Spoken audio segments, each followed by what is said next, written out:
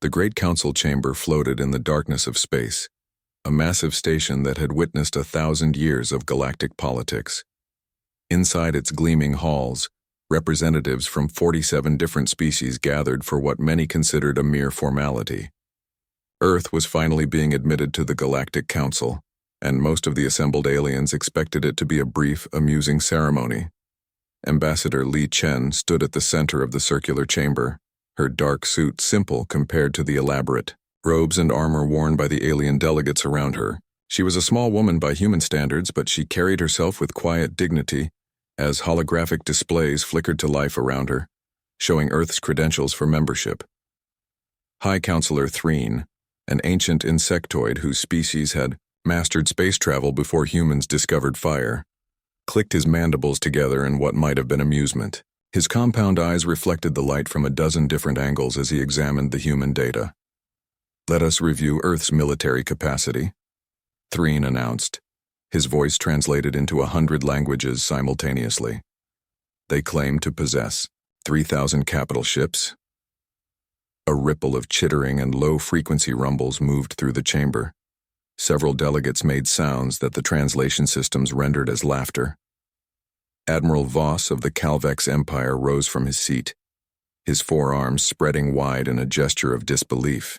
His scaled face twisted into what humans would recognize as a smirk.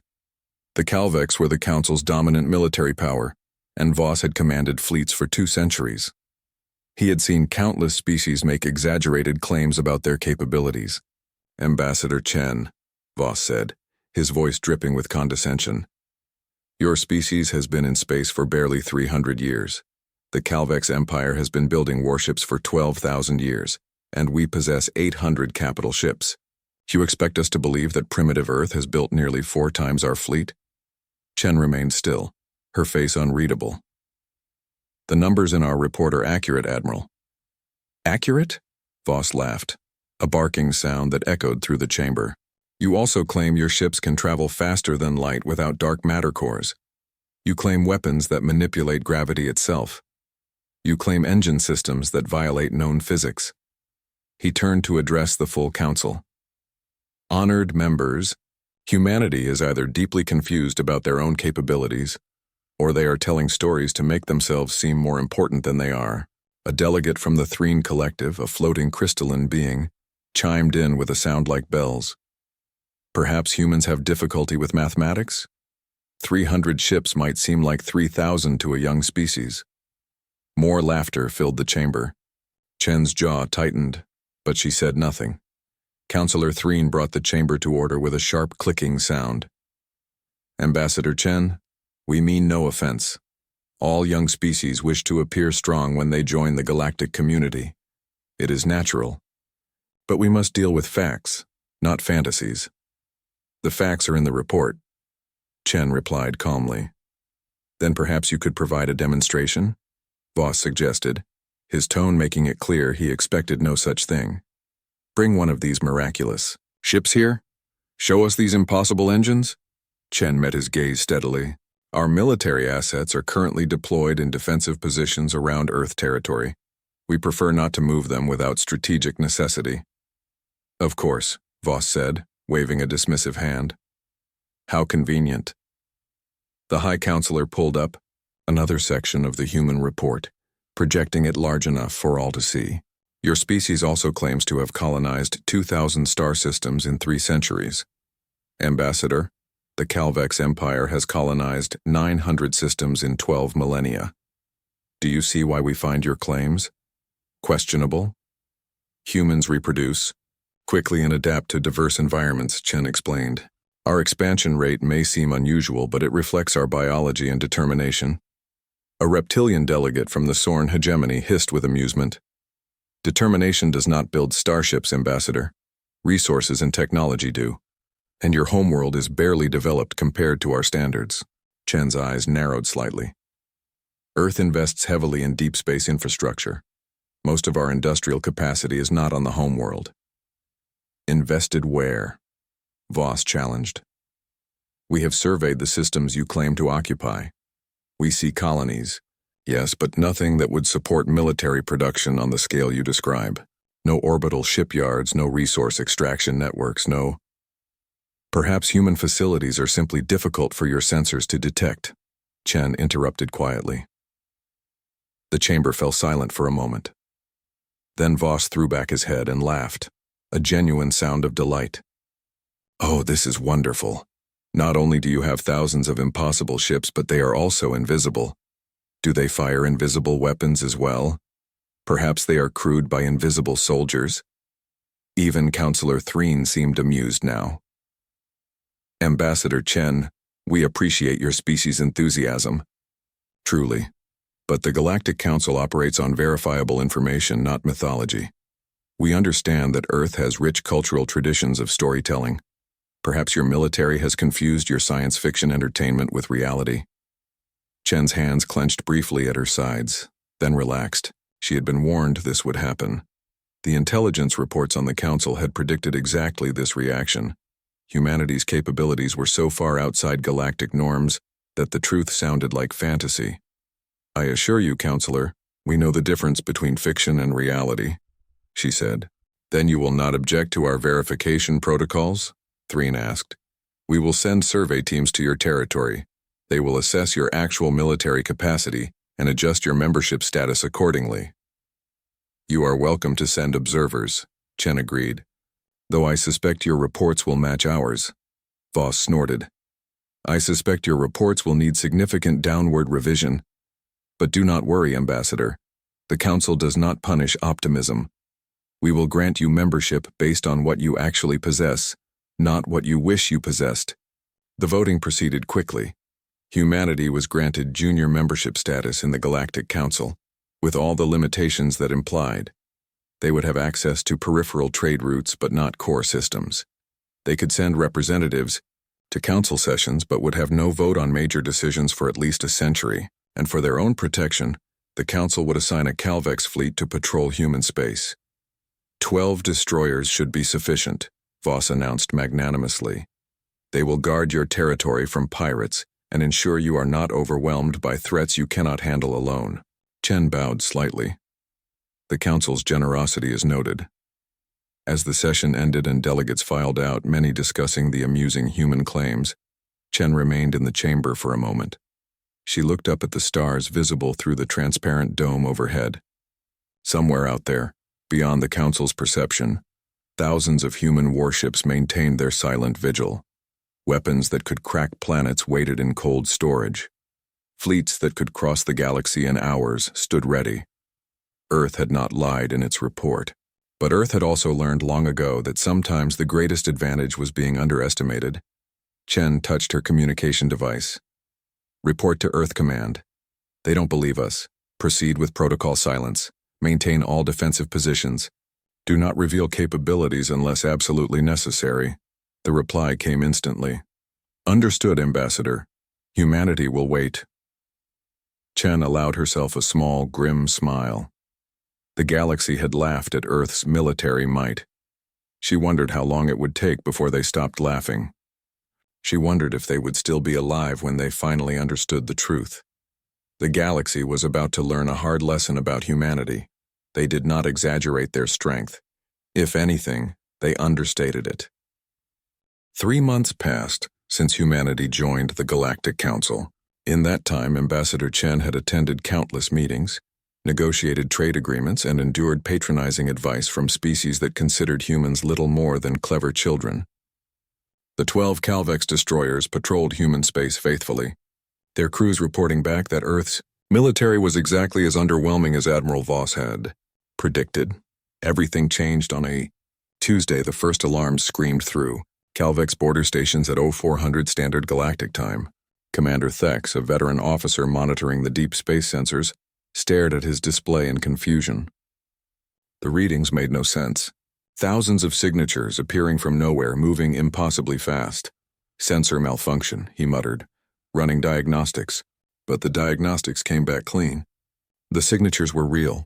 Then the first border station went silent. Then the second. Then an entire star system's communications cut out simultaneously. Within an hour, the Calvex Empire's military command center was in chaos. Reports flooded in from multiple sectors. Unknown hostile forces were pouring through the galactic barrier, a region of unstable space that marked the edge of explored territory. Nothing was supposed to be able to cross that barrier in large numbers. Admiral Voss stood in the command center, his forearms working different control panels as he tried to make sense of the invasion. His scales had gone pale, a sign of stress in his species. "What are we facing?" he demanded. "Analysis identifies them as devourers, sir," his intelligence officer reported, her voice shaking. "Machine intelligences? We have records of minor encounters over the centuries, but nothing like this. The computer estimates 50,000 hostile ships, possibly more." 50,000. The number hung in the air like a death sentence. The entire Calvex military had 800 capital ships. Even if they called in every council species, they might assemble 3,000 ships total. And from the initial reports, Devourer technology was proving brutally effective against council defenses. The Devourers were not like organic species. They did not negotiate. They did not retreat. They simply consumed everything in their path, breaking down matter to build more of themselves. They were a plague of steel and artificial intelligence, and they were adapting to council weapons in real time. "Pull back all forces to defensive positions," Voss ordered. "Evacuate the border systems. Get those civilians out now." But even as he gave the orders, he knew they were too slow. Council ships needed hours to cross from one star system to another. The Devourers were faster, much faster. In 4 days, 17 Calvex star systems fell silent. Billions of citizens were killed or captured, their bodies and ships processed into raw materials for more Devourer vessels. The killing machines advanced like a wave of destruction, unstoppable and relentless. The Galactic Council convened an emergency session. The chamber that had been filled with laughter 3 months ago now echoed with panic and fear. High Counselor Threen's voice was strained as he addressed the assembly. "The Devourer invasion force is unlike anything in recorded history. They are advancing toward core worlds. At current speed, they will reach densely populated systems within 2 weeks. We must mount a defense. We are mounting a defense," Voss snarled, his composure cracking. "We are losing. These machines adapt to every weapon we use. Our ships cannot match their speed. We need time, and we need ships we do not have." A Threen collective representative spoke up. "What about the other member species? Can we assemble a combined fleet?" "We are trying," Threen replied. "But mobilization takes time. We have never faced a threat that required rapid deployment across multiple sectors. Our military doctrines are built for stability, not emergency response." That was when Ambassador Chen's voice cut through the chaos. "The Council should authorize Earth to assist in the defense." The chamber fell silent. Several delegates turned to stare at the human representative. Voss's laugh was bitter. "With respect, Ambassador, we appreciate the gesture, but a few dozen human ships will not change the outcome of this battle." "Nevertheless," Chen said calmly, "humanity requests operational command authority to coordinate defense of the threatened sectors." "Operational command?" A Sorn delegate hissed in disbelief. "You have been in space for 3 centuries. You want to command forces against a threat that challenges our entire civilization?" Chen met the delegate's eyes without flinching. "Yes," Counselor Threen clicked his mandibles in thought. The situation was desperate. What harm could it do to let the humans try? Perhaps their fresh perspective might offer some tactical insight, even if their actual military contribution would be minimal. "This council is willing to grant temporary operational authority to Earth forces," Threen announced. "Coordinate with Admiral Voss. Provide whatever assistance your ships can manage. We will need full access to communication networks and sensor data," Chen specified. "Granted," Voss said tiredly, "though I hope you understand the scale of what we are facing, Ambassador. This is not a border skirmish. This is an extinction-level event." "We understand perfectly, Admiral," Chen replied. Her fingers moved across her personal communication device, typing a message that would be transmitted on quantum-encrypted channels back to Earth. The message was simple. "Protocol Fenrir. Full authorization. Respond with all available assets." On Earth, in a command center buried 3 kilometers below the surface, Fleet Admiral Marcus Chen received his daughter's message. He had been waiting for this moment, hoping it would never come but preparing for it nonetheless. Around him, dozens of officers stood at attention, waiting for orders. Marcus looked at the message for a long moment, then activated the fleet-wide communication system. This is Fleet Admiral Chen to all commands. Execute Protocol Fenrir. I repeat, execute Protocol Fenrir. All rapid response fleets are to proceed immediately to coordinates transmitted. Rules of engagement, unrestricted. Authorization code, Ragnarok 77. Across human space, in hidden shipyards and camouflaged orbital platforms, thousands of warships received their orders. Crews who had been training for this moment for decades rushed to their stations. Engines that could tear holes in space-time itself began to power up. In the Calvex Prime system, Admiral Voss was organizing what he knew would be the last stand. He had assembled 3,000 ships from across the Council, the largest fleet in galactic history. It was still hopelessly outnumbered. 12,000 Devourer vessels were bearing down on Calvex Prime, a planet that housed 4 billion civilians. All ships, form defensive sphere around the planet, Voss commanded. We hold here. We do not retreat. If we fall, we take as many of these machines with us as possible.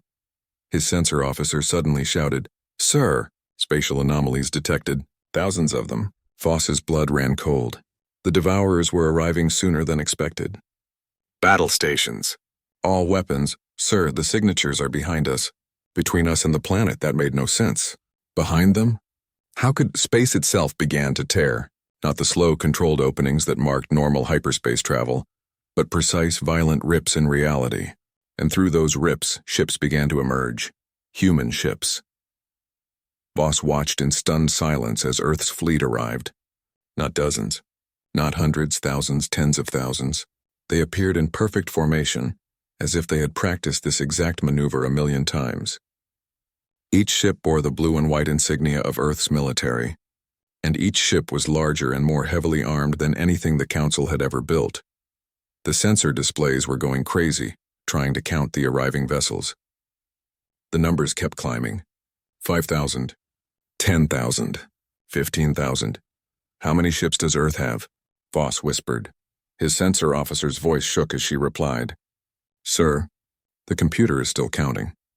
Current estimate, 27,000 capital ships, plus support craft, plus, sir, we are detecting vessels that match no known classification. They are enormous. On every Council ship, crews watched in disbelief as humanity's true military might revealed itself. The myths had not been myths at all. The impossible claims had been simple facts. And in the command center of the human flagship, a woman's voice spoke with cold authority. This is Admiral Sarakovich of the Earth Defense Fleet. We have operational command. All Council ships pull back to secondary positions. Earth forces will handle the Devourers. Admiral Voss found his voice. Admiral Kovich, how many ships do you have? There was a pause. Then Kovich's reply came and Voss could hear the grim smile in her words. Enough. The Devourer fleet advanced like a swarm of metal locusts, 12,000 warships strong, their hulls gleaming with the processed remains of 17 conquered star systems. They had faced the Galactic Council's defenses and found them weak. Nothing could stop their advance. Nothing ever had. Admiral Sarakovich stood on the bridge of the EDF Indomitable, her eyes scanning tactical displays that showed information in ways the Council had never imagined. At 53, she had spent 30 years preparing for this exact moment. Every simulation, every training exercise, every doctrine had been built around one question. How do you kill something that cannot die? Admiral, Devourer fleet entering weapons range in 90 seconds, her tactical officer reported. Battle groups 1 through 50, activate gravitational anchors. Lock spatial coordinates. Engineering bring singularity drives to full power. Around her, the crew worked with practiced efficiency. There was no panic, no hesitation. They had done this before, just not on this scale. On the Calvex flagship, Admiral Voss watched the human fleet maneuver with growing confusion. The ships were not spreading out to maximize defensive coverage. Instead, they were clustering in groups of 300, forming tight geometric patterns that made no tactical sense. What are they doing? Voss muttered. They are making themselves easier targets. Sir, receiving tactical data from the human fleet, his communications officer said. They are requesting we pull back to minimum safe distance of 5 million kilometers? 5 million. That puts us completely out of effective weapons range. Those are their orders, sir. Voss hesitated, then made a decision. The humans had brought an impossible fleet. Maybe their tactics were equally impossible. All council ships pull back to designated safe distance. Let us see what Earth's finest can do. The Devourer fleet detected the human vessels and adjusted their approach. Their artificial intelligences analyzed the new targets, calculating weaknesses, planning attack patterns. The machines had consumed 1,000 civilizations. These would be no different. Kovich watched the Devourer fleet close to within firing range. All ships weapons free. Target packages distributed. Fire on my mark. The first wave of human weapons struck the Devourer fleet, and Admiral Voss finally understood why the Council had been so foolish to laugh. The weapons were nothing like Council technology. There were no missiles, no plasma bolts, no particle beams. Instead, points in space near Devourer ships simply ceased to exist. Miniature black holes flashed into existence for microseconds, their gravity fields tearing the machine vessels apart at the molecular level. Other weapons created waves of distorted spacetime that caused Devourer ships to age 10,000 years in a single second, their hulls corroding to dust. Gravitational cannons firing, Kovich reported calmly. Causality mines deployed. Quantum disruptors online. A Devourer battleship 3 kilometers long fired back at a human destroyer. The energy beam that could have vaporized a council ship struck the human vessel's shields and simply disappeared, absorbed by technology that folded space itself around the ship. Direct hit on Destroyer Dallas, the tactical officer reported. Shields at 98%. No damage. Voss could not believe what he was seeing. 98%. That weapon would have destroyed one of our battleships. The human fleet began to move, and now Voss saw their true capability. The ships did not accelerate slowly like council vessels. They simply appeared in new locations, jumping through space in movements so precise they seemed choreographed. A human battleship would fire its weapons, disappear, and reappear 10,000 kilometers away, already firing again. How are they moving like that? The Calvex sensor officer gasped. Those are full-scale FTL jumps, but there is no charge time, no cooldown period. Because they are not using hyperspace, Voss breathed, finally understanding. They are using those singularities. They are creating controlled black holes and using them to bend space. By the ancestors, they are manipulating gravity itself. The battle, if it could even be called that, lasted 17 minutes. The first wave of human attacks destroyed 4,000 Devourer ships in the opening minute. The machines tried to adapt, adjusting their shields and armor to compensate for the strange weapons. But human technology did not just damage ships. It erased them from existence. Causality mines created pockets of reverse time, causing Devourer vessels to unbuild themselves. Quantum disruptors split individual ships into multiple parallel realities, each one exploding simultaneously. The gravitational cannons created gravitational shear forces that no physical material could withstand. By minute 5, 8,000 Devourers were destroyed. The machines tried to scatter, but human ships pursued with impossible speed. Every time a Devourer vessel tried to jump away, human ships were already there waiting. By minute 12, the Devourer fleet was no longer a fleet. It was debris. At minute 17, the last Devourer ship tried to ram a human carrier in a final suicidal attack. A human frigate appeared directly in its path and fired a single weapon. The Devourer ship simply ceased to exist, its atoms scattered across 1,000,000 kilometers of space. Silence filled the Calvex command center. 3,000 council ships floated in space, their crews staring at their sensor displays in shock. 12,000 Devourer warships, the invasion force that had seemed unstoppable, were gone. Completely gone, and the human fleet had not lost a single ship. Casualty report from Earth forces, Voss's communications officer said in a stunned whisper.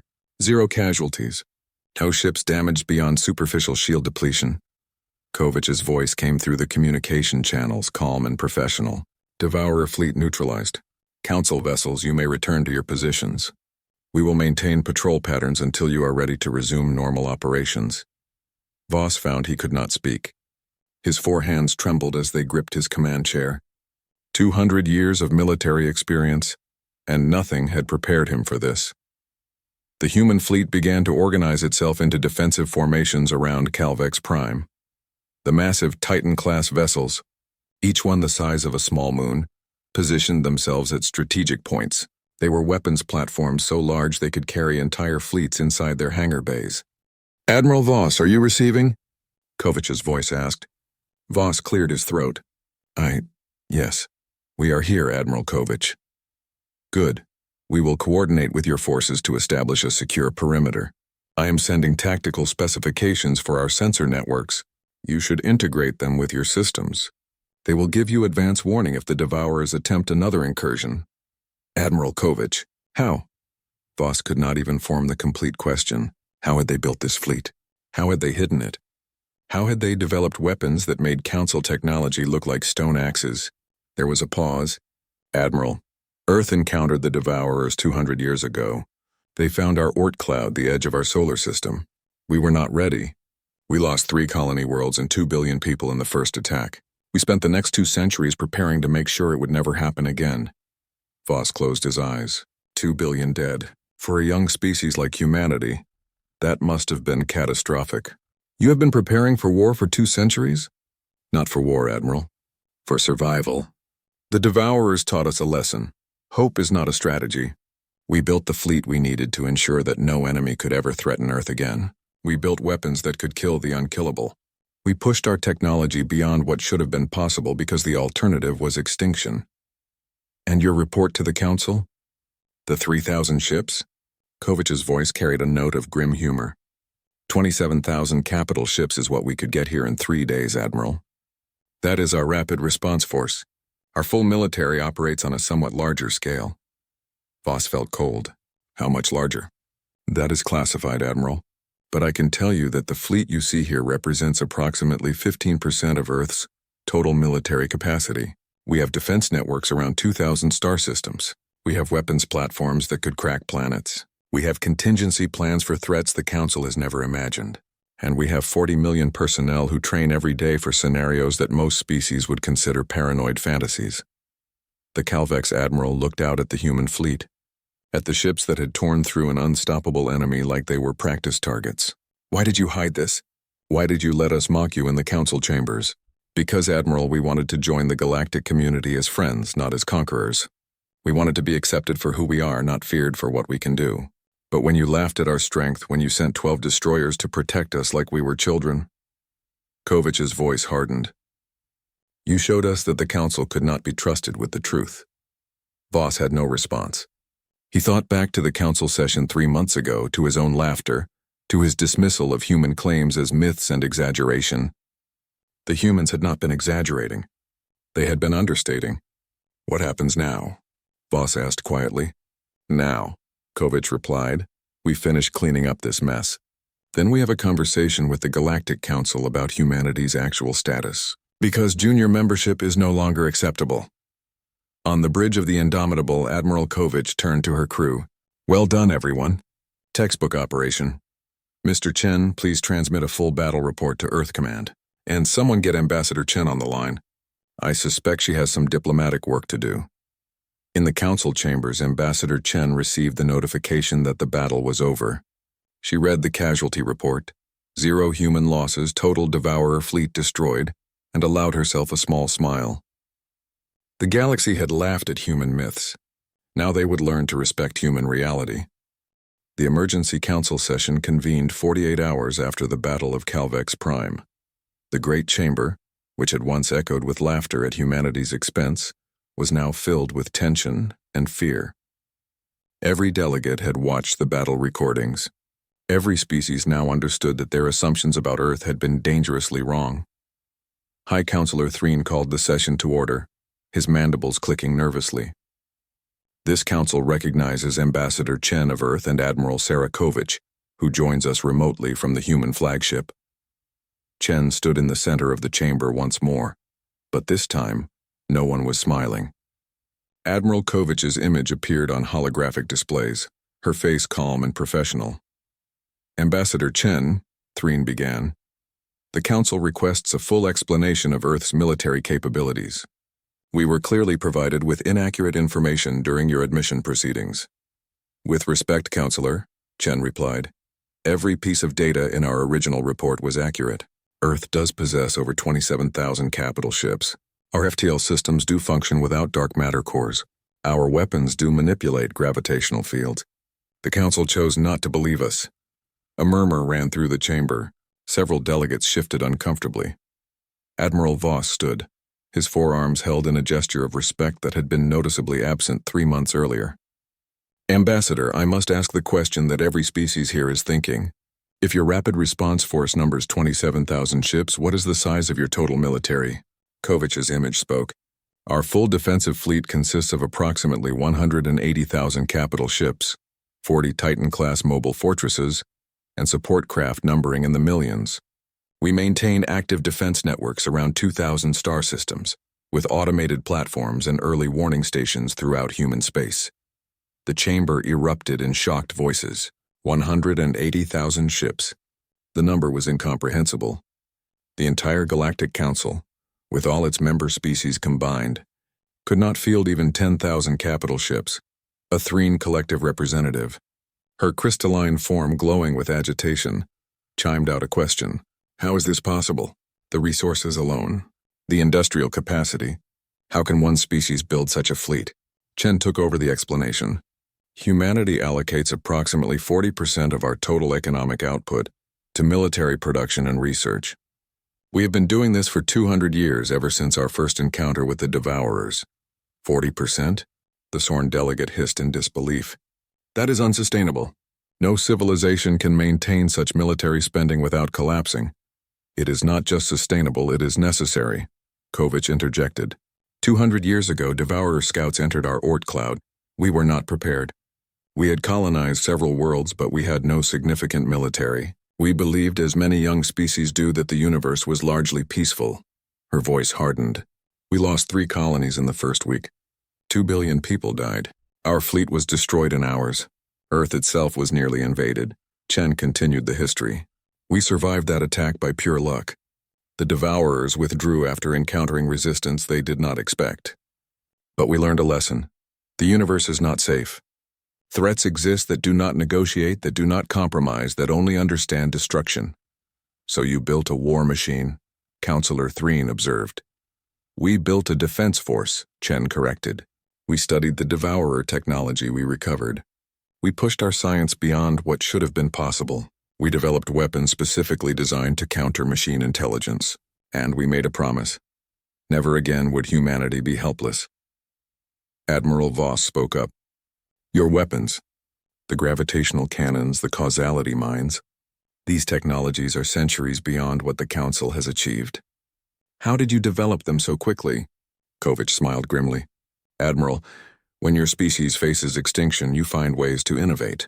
We had some advantages. Human brains are wired for problem-solving under pressure. We evolved as persistence hunters on Earth, chasing prey for days until it collapsed from exhaustion.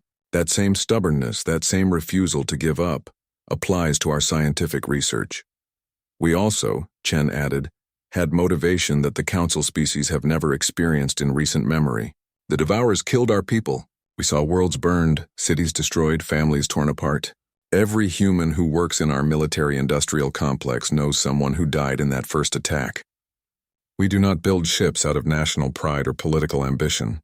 We build them because we remember. A delegate from a small species called the Venth asked a question in a trembling voice. You said this is 15% of your fleet. Where are the rest of your ships? Deployed across human territory in defensive positions, Kovich replied. Some are actively patrolling our borders. Others are stationed at key strategic points.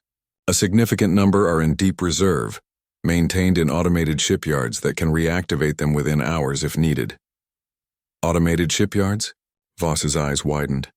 You have production facilities that operate without direct oversight? Yes. Our AI systems are sophisticated enough to manage construction, maintenance, and basic tactical decisions. With proper safeguards, of course. We learned from the Devourers that artificial intelligence can be incredibly dangerous, but also incredibly useful if properly controlled. The chamber was silent as delegates absorbed this information. The implications were staggering. Not only did humanity possess overwhelming military might, they had the industrial capacity to sustain it indefinitely. Counselor Threne clicked his mandibles slowly, a sign of deep thought in his species. Ambassador Chen, I must ask a difficult question. Why did you hide your true capabilities from the Council? You could have demanded immediate high-level membership. You could have intimidated us into accepting any terms you wanted. Instead, you allowed us to mock you, to treat you as inferiors. Why? Chen met his gaze steadily. Because we wanted to see who you were, Counselor. We wanted to understand the Galactic Council before committing to it. Earth has been isolated for centuries, and we learned to be cautious. We needed to know, were you potential allies who would respect us despite our youth, or were you potential threats who would need to fear us? And what did you learn? Threen asked quietly. We learned that the Council is complacent, Chen replied bluntly. You have had peace for so long that you forgot how to fight. You have grown comfortable, and comfort breeds weakness. When the Devourers attacked, your response was too slow, too disorganized. If Earth had not intervened, the Calvex Empire would have fallen. And after the Calvex, the next species. And the next? The Devourers would have consumed you one civilization at a time. Voss bowed his head, acknowledging the truth. You are correct, Ambassador. We were not prepared. However, Chen continued, we also learned that you are capable of working together when threatened. We saw species that had been rivals for centuries cooperate in the face of extinction. That is worth preserving.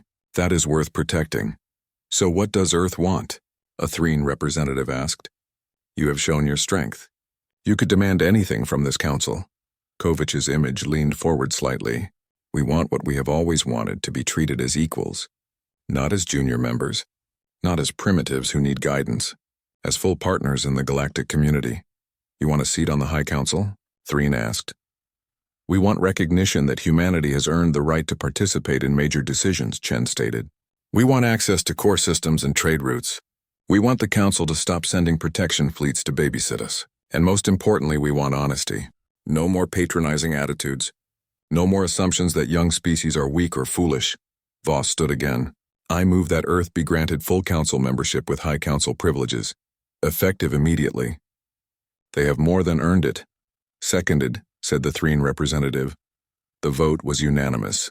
No species dared oppose it now. Earth was granted full membership with all rights and privileges. The protection fleet was withdrawn. Human diplomats were given access to previously restricted information and territories. But as the session concluded, Councillor Threen requested a private conversation with Chen and Kovich. The three of them met in a secure chamber, away from the other delegates. I must know, Threen said, his voice tired. Your fleet of 180,000 ships, is that truly your full military capacity? Or is that number also understated? Chen and Kovich exchanged glances. Kovich spoke carefully. Counselor, that is our active defense fleet. Ships that are crewed, operational, and ready for deployment. It does not include reserve vessels in storage. It does not include our automated defense platforms. It does not include ships currently under construction. And it does not include certain classified weapon systems that we prefer not to discuss. Threen was silent for a long moment. I see. And if I asked for the real number? The total military capacity Earth could bring to bear if truly threatened. Chen's voice was soft but firm. Then I would tell you, Counselor, that the number would be higher. Significantly higher. But I would also tell you that you do not need to fear us. Earth builds ships to defend, not to conquer. We learned what happens when you are unprepared for threats. We will never be unprepared again. But you will also never be weak again, Threen observed. No, Kovich agreed. We will never be weak again. The galaxy taught us that weakness invites destruction, so we became strong enough that no enemy would ever dare attack Earth, strong enough that we could protect not just ourselves, but our allies. Threen looked at both women with his compound eyes, seeing them with new understanding. I apologize, Ambassador Chen. When you first came to the Council, I thought you were boastful children playing at being warriors. I was wrong. You are survivors who learned the hardest lessons the universe offers. The galaxy should not have laughed at you. We should have listened. Chen inclined her head. Apology accepted, Counselor. And now we move forward as allies. The Devourers are still out there. This was one fleet, but there will be others. The galaxy needs to prepare, and Earth will help. That is why we revealed ourselves. Not to intimidate, but to protect. As they left the chamber, Threen watched the two humans go. He thought about the reports, about the staggering military might Earth commanded, about the weapons that bent physics itself to humanity's will. The galaxy had laughed at human myths. Now they would live under human protection, And Threen was not certain which thought was more terrifying. 6 months after the Battle of Calvex Prime, the galaxy had changed in ways both obvious and subtle. Human ships now patrolled the major trade routes, their presence a constant reminder of Earth's power.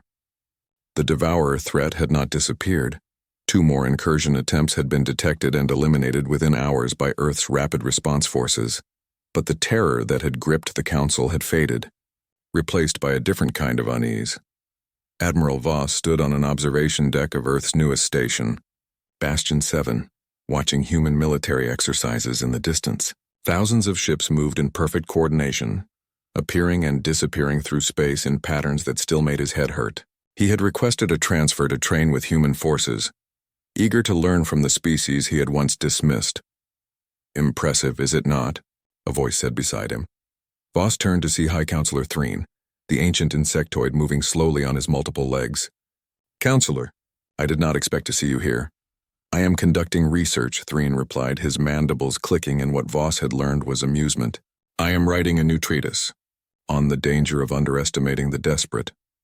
I thought it appropriate given recent events." Voss made a gesture of agreement with his upper arms. "We were fools. I was the greatest fool of all."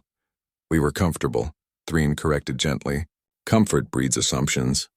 We assumed that because we had peace for millennia, peace was the natural state of the universe. We assumed that young species like humanity were weak because they had not had time to develop.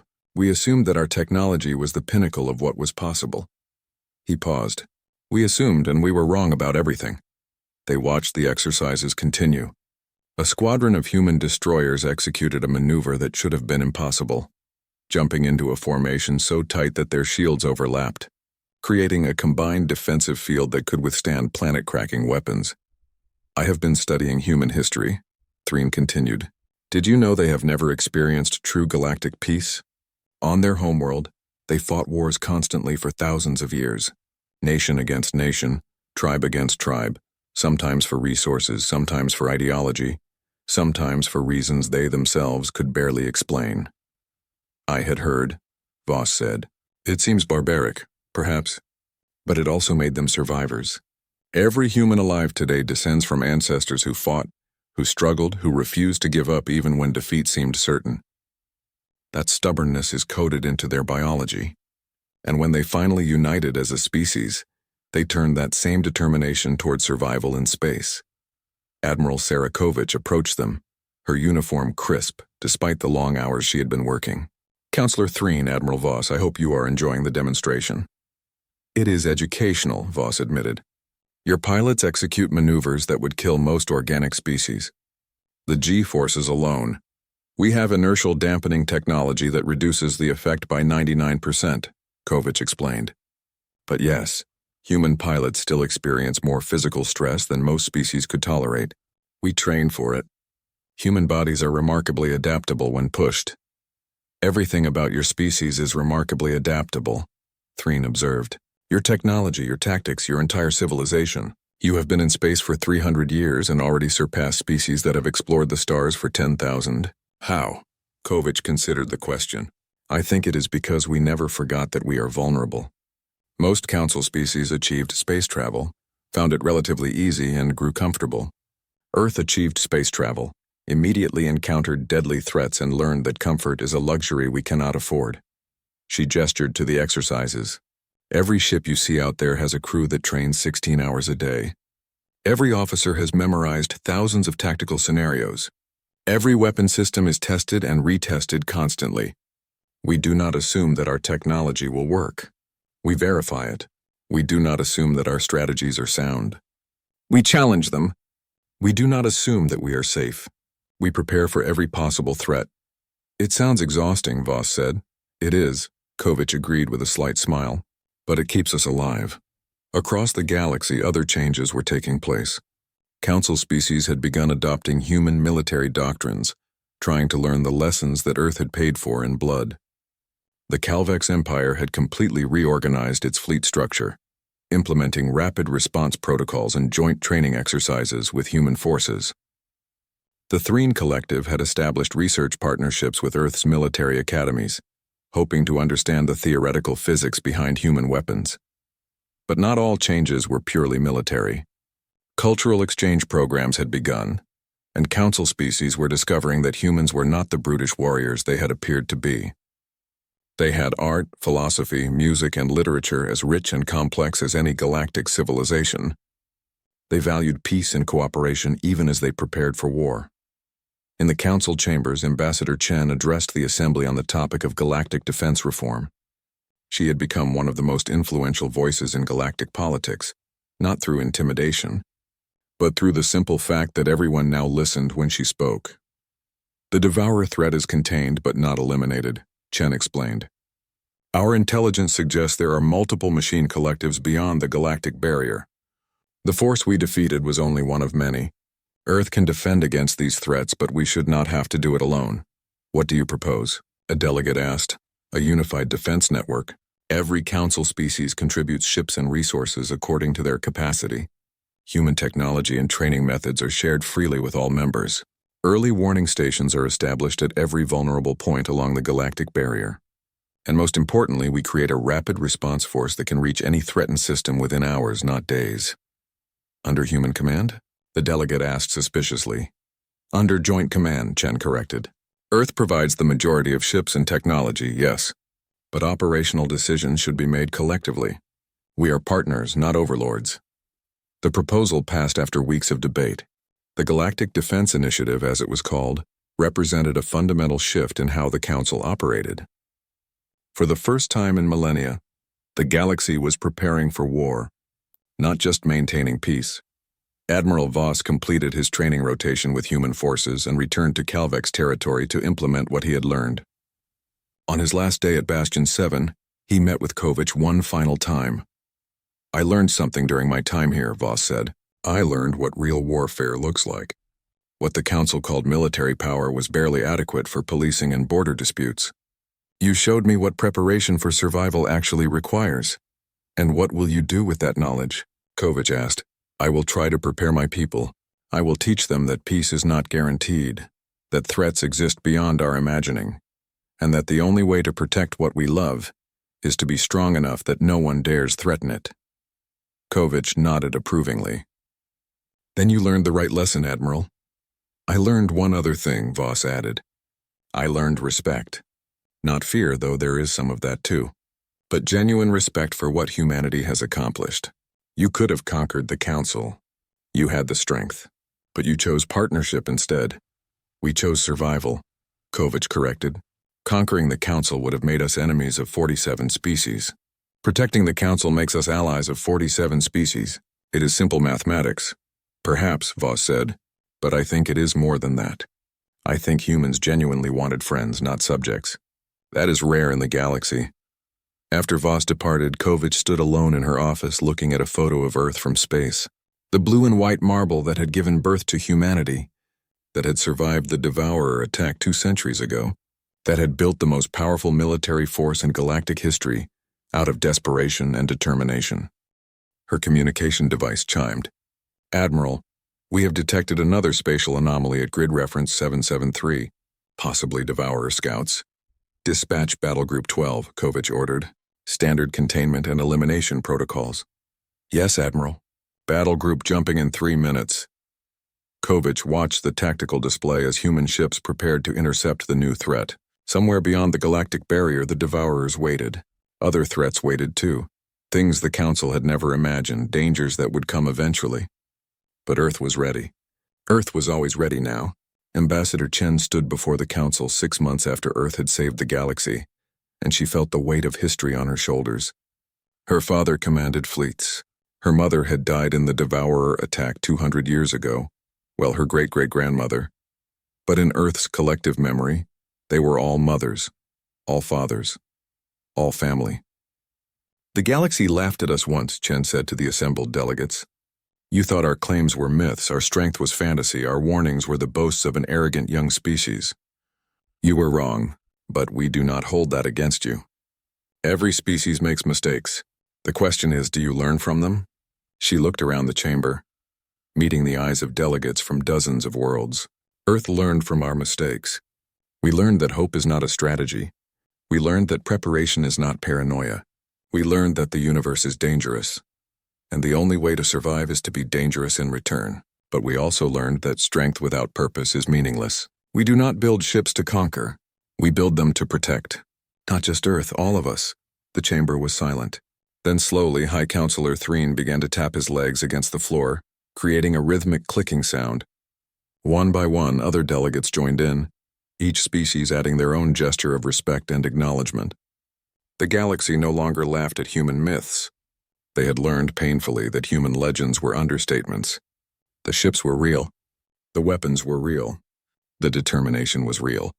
And behind it all was a simple truth that the galaxy had forgotten but humanity never would. Survival is not given. It is earned. Chen left the chambers and looked up at the stars, at the darkness between them where threats lurked and dangers waited. But she also saw human ships on patrol, saw the lights of council stations protected by Earth's defense networks, saw a galaxy that had learned to stand together. They had laughed at humanity. Now they stood with humanity. And together, they would face whatever came next. Because that was the other lesson Earth had taught them. Alone, they were vulnerable. Together, they were unstoppable. The galaxy had changed. The myths had become reality. And humanity, the young species that everyone had underestimated, had become the shield that protected them all.